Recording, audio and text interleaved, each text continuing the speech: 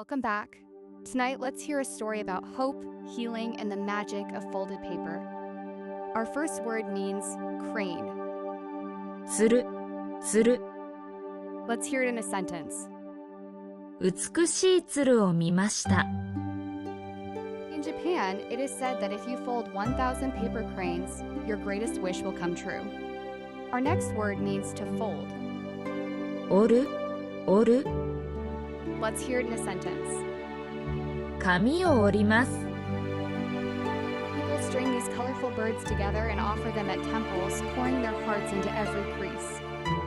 Our next word means wish. 願い、願い。 Let's hear it in a sentence. 願いが叶いますように。